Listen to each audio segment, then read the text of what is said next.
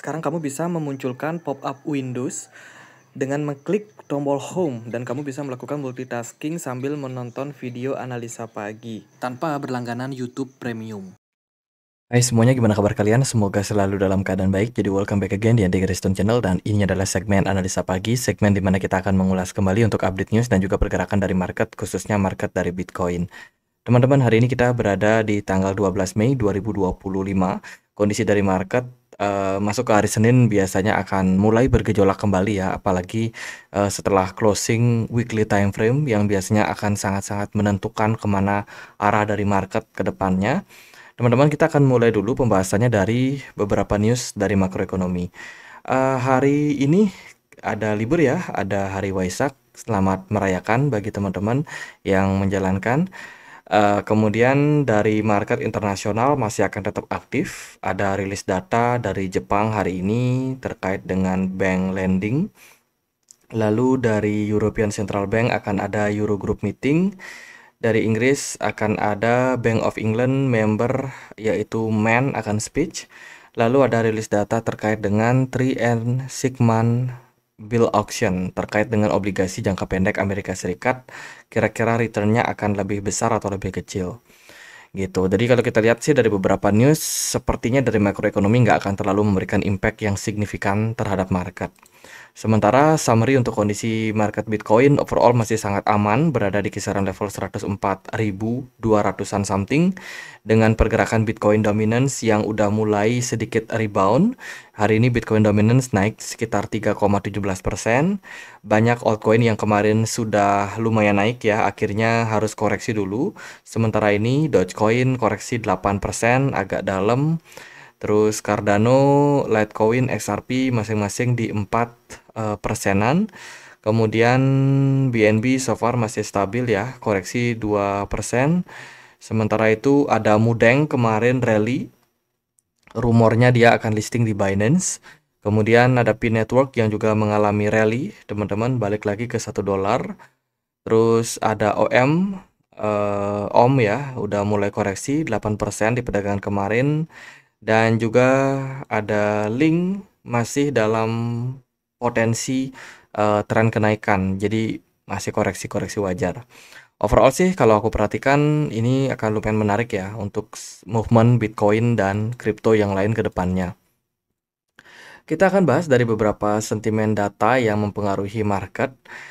Teman-teman, Coinbase dikabarkan berencana untuk mengikuti apa jejak yang dilakukan oleh Michael Saylor, ya, founder daripada MicroStrategy, di mana Coinbase ini kemungkinan juga akan mengikuti cara yang diambil oleh Michael Saylor untuk mendapatkan cuan, yaitu dengan cara melakukan akuisisi atau pembelian secara bertahap terkait dengan kripto yang dimiliki oleh Coinbase sendiri. Meskipun Coinbase ini bukan perusahaan yang kaleng-kaleng, teman-teman, tapi dia melihat bahwa strategi yang sudah dilakukan oleh MicroStrategy sebelumnya itu bisa diterapkan juga pada Coinbase gitu. Gunanya untuk apa? Yaitu untuk meningkatkan reserve dari Bitcoin yang dimilikinya. Kemudian persiapan juga Coinbase untuk menjadi salah satu exchange yang lebih besar, yang lebih ekspansi lagi, teman-teman. Apalagi kalau kita lihat memang beberapa fiturnya seperti market futures di market Eropa sudah tersedia juga di Coinbase. Jadi ini bisa menjadi semacam perwakilan exchange dari Amerika Serikat yang at least bisa mengimbangi dominasi saat ini, yaitu dari Binance gitu. Jadi mereka melihat cadangan reserve dari Bitcoin yang dimiliki oleh Coinbase ini harus ditingkatkan gitu. Kemudian juga ada rencana bahwa mereka ini akan mengejar hak staking, Coinbase mengejar hak staking Amerika Serikat. Seller menyebut Bitcoin sebagai titik masuk bersejarah gitu. Jadi kedepannya kita akan tunggu gimana Coinbase akan mengikuti jejaknya Michael Saylor. Mungkin dia akan mengumumkan Coinbase akan membeli Bitcoin sekian sekian sekian. Seperti itu. Seperti apa yang dilakukan oleh MicroStrategy saat ini. Nah, sedikit summary juga kondisi dari market ya, beberapa poin-poin penting. Pertama adalah Bank of China sudah melakukan pemangkasan suku bunga, ya, di mana penurunan suku bunga ini nggak terlalu signifikan besar, ya, tapi ya lumayan teman-teman. Saat ini suku bunga di Cina itu ada di sekitar 0,5% teman-teman, dan ini sudah yang bisa dibilang turun ya dibandingkan dengan periode sebelumnya gitu. Turunnya cuma 0,1%, tapi dampaknya itu adalah liquidity yang meningkat. Karena Cina sendiri dia di tengah-tengah perang tarif itu pengen untuk tetap ekspansi bisnis mereka gitu. Jadi pemangkasan suku bunga ini diharapkan bisa mendorong perekonomian Cina, terutama bidang properti yang memang sudah sangat-sangat terburuk sejak COVID kemarin. Seperti itu. Kemudian juga ada legislatif dari Taiwan ya, yang juga pelan-pelan sudah mendukung untuk adopsi Bitcoin yang lebih besar gitu. Ini juga bisa menjadi sebuah motor penggerak untuk adopsi Bitcoin yang lebih besar di kawasan Asia Timur. Terus juga ada Chang Pengzhao yang menjadi penasehat dari negara Kyrgyzstan dan menjadikan Bitcoin dan BNB sebagai national currency reserve negara tersebut. Ini juga menjadi perkembangan yang bagus baik Bitcoin dan juga BNB. Gitu. Sementara Indonesia juga ada rencana katanya dari Danantara untuk melakukan pembelian Bitcoin untuk diversifikasi aset yang dimiliki. Gitu. Selain itu juga ada WorldCoin yang juga kabarnya itu di stop ya perkembangannya di Indonesia karena diduga bisa menjual data pribadi dan juga menggunakan data pribadi orang-orang Indonesia untuk melakukan hal-hal yang tidak baik seperti itu. Itu beberapa berita-berita yang mempengaruhi kondisi market dalam semingguan terakhir. Kemudian kemarin juga ada token DOT ya yang mengalami fase koreksi katanya sampai dengan 40% setelah unlock ya setelah unlock token. Ini cukup ngeri sih karena sebuah token baru rilis. Doodles ini lumayan hype ya, di beberapa exchange juga baru listing, tapi ternyata harganya sudah anjlok 40%. Ini sangat-sangat mengecewakan bagi investor yang membeli. Gitu. Mungkin teman-teman yang baru aja beli koin-koin startup, koin-koin yang baru listing, lebih hati-hati aja untuk memilih koin. Jangan asal beli. Nah, ini beritanya, Mudeng GOTS ini bakalan listing ya di Binance. Teman-teman, dua koin yang berasal dari Solana ya kan. Dan ini bisa menjadi sebuah sinyal yang baik untuk kedua koin ini mengalami tren rally. Sementara itu Mudeng sudah tembus 0,2%, sorry 0,2 dolar, dan GOT juga udah rally ke 0,18 dolar, naik. Mudeng sempat naik 78%, sementara GOT naiknya 24%-an something. Motor penggerak yang luar biasa. Nah, sekarang kita balik lagi ke makroekonomi ya. Ada suara? Oke. US China tarif saat ini masih dalam perbincangan. Kabarnya perbincangan terkait dengan hal tersebut dilakukan di hari Minggu kemarin di sebuah villa di Swiss. Jadi pertemuannya sangat tertutup. Bahkan kalau kita lihat dari konferensi pers dari Cina sendiri itu mengatakan bahwa mereka sudah melakukan negosiasi dan sudah mendapatkan beberapa keputusan gitu. Tapi baik dari pemerintah Cina dan juga Amerika Serikat belum mau mempublikasikan apa yang mereka bicarakan gitu. Kabarnya mereka sedang membicarakan uh, di Jenewa, Swiss ya. Delegasi Tiongkok menyatakan pada konferensi pers, sorry mana tadi kita cut, bahwa kedua belah pihak melakukan pertukaran mendalam mengenai isu-isu ekonomi dan perdagangan menjadi perhatian bersama. Suasana perbincangan bersifat terbuka, mendalam, dan konstruktif, serta kemajuan substansial telah tercapai atau telah dicapai oleh konsensus penting. Kedua pihak bersepakat untuk membentuk mekanisme konsultasi ekonomi dan juga perdagangan Tiongkok Amerika Serikat, mengidentifikasi koordinasi kedua belah pihak melakukan konsultasi lebih lanjut mengenai dengan masalah ekonomi dan perdagangan yang menjadi perhatian masing-masing. Tiongkok dan Amerika Serikat akan menyelesaikan rincian yang relevan sesegera mungkin dan mengeluarkan pernyataan bersama tentang perbincangan tersebut pada tanggal 12 Mei. Jadi 12 Mei waktu Eropa. Mungkin saja di Indonesia tanggal 13 baru kita akan menemukan keputusannya. Hari ini kan tanggal 12 ya. Mungkin besok kita baru menemukan berita terkait dengan fakta-fakta dari penyelesaian terkait dengan perbincangan tarif ini.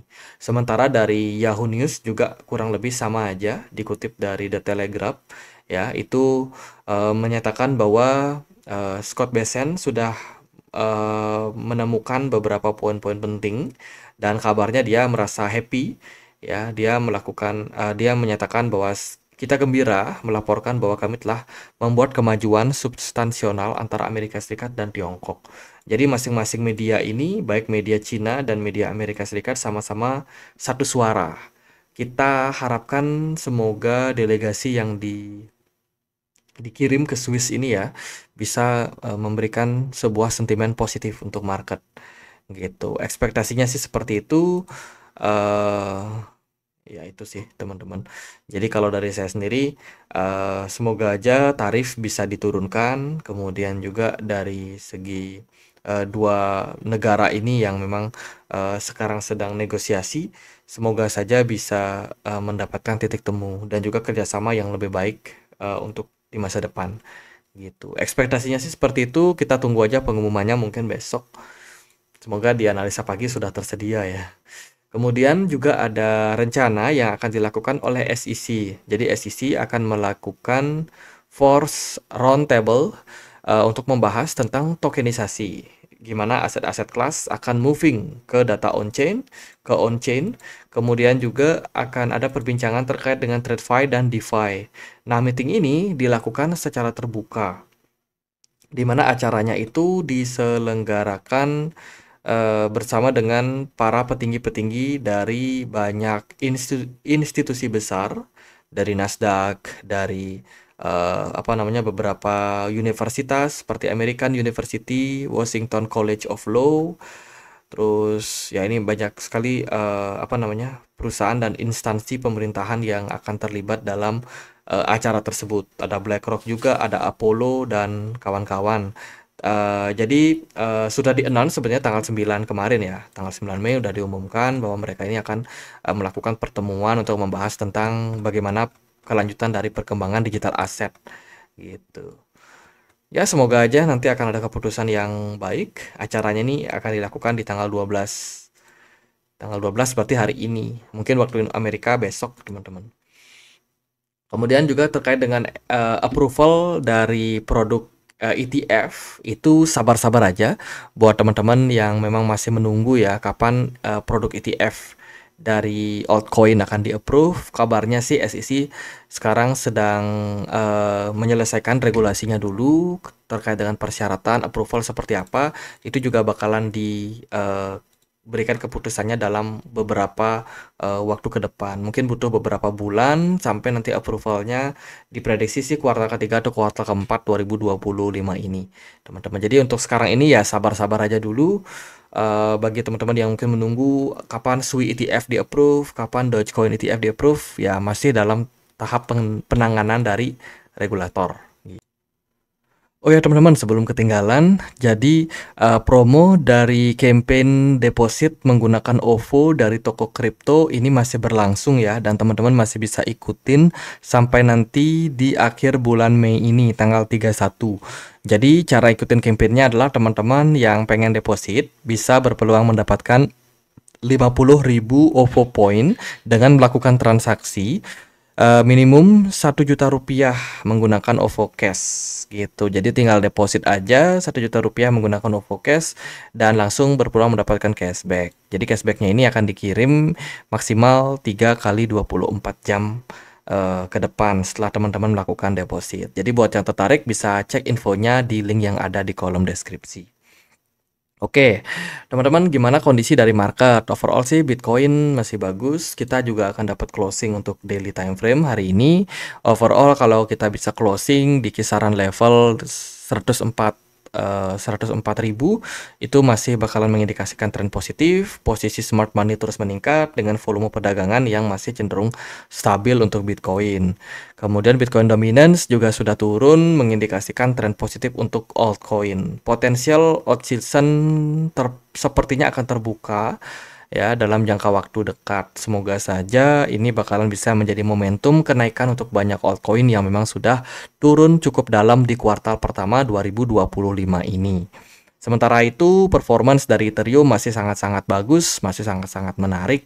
Seperti yang kita bahas kemarin, membuka peluang untuk terjadinya alt season. Tapi semoga aja ini nggak ngeprank seperti yang terjadi di kisaran awal kuartal pertama 2025 kemarin di bulan Januari, di mana kita semua banyak yang kena prank.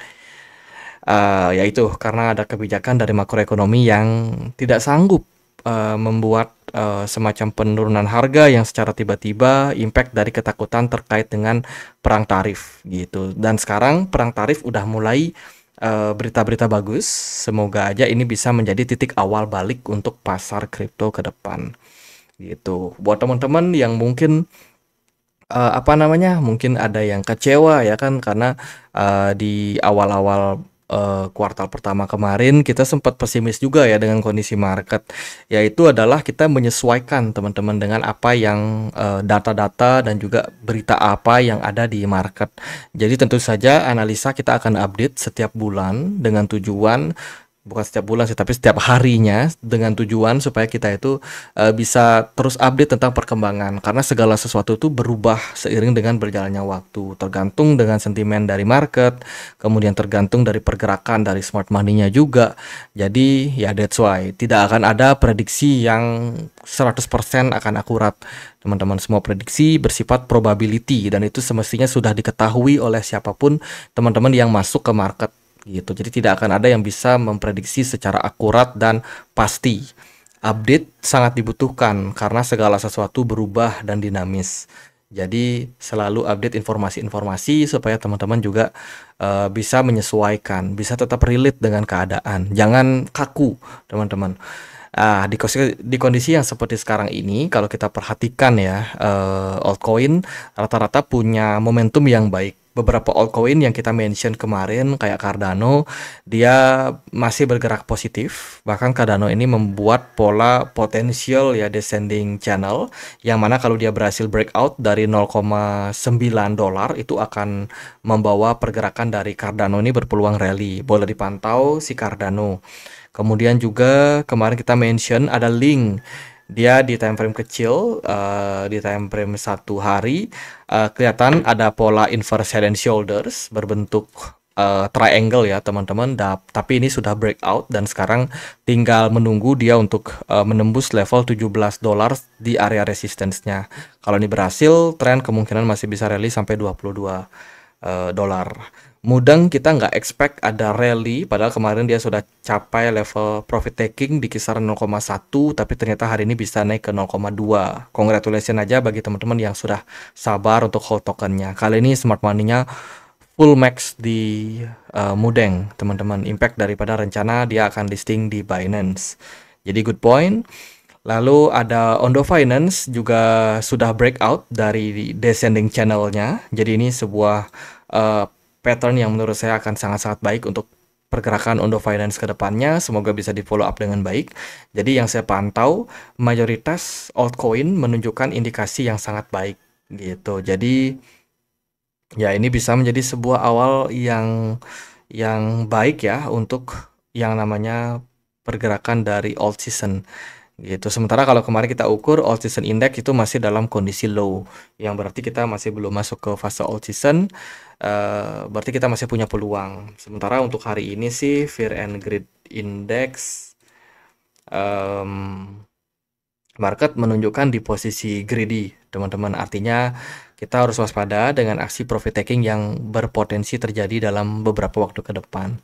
So far sih so fine aja untuk Bitcoin, untuk altcoin. Mungkin koreksi-koreksi kecil dibutuhkan, tapi kalau kita lihat secara majornya, ini masih dalam posisi yang baik. Masih bullish, teman-teman. Update dari daily time frame, teman-teman perhatikan pergerakan Bitcoin ini masih uptrend ya, dia masih respect dari yang namanya pergerakan ascending channel. Ini ya.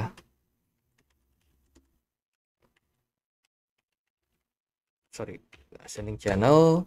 Jika kita perhatikan secara pattern dia masih uptrend seperti ini. Jadi ya masih belum di break. Gitu sih teman-teman. Jadi kalau kita perhatikan secara structure market masih dalam tren bullish, jangka pendek juga masih bullish ya kan. Dan ya itu sih, semoga aja bisa create new all time high untuk Bitcoin dan juga untuk altcoin semoga bisa recover dari penurunan yang memang sudah terjadi pada periode-periode sebelumnya. Oke, gitu aja buat update kali ini. Semoga bisa bermanfaat. Teman-teman, kita ada komunitas juga ya di Telegram. Mungkin teman-teman yang punya akun Telegram yang pengen untuk join, linknya ada di kolom deskripsi video ini. Di sini teman-teman bisa sharing informasi kalian. Ya kan, teman-teman bisa sharing news, berita di sini. Update-nya gimana? Itu banyak teman-teman yang juga mau membantu teman-teman gitu. Jadi buat yang pengen punya komunitas bisa join, linknya ada di kolom deskripsi. Sekian aja akhir kata saya Andre, makasih.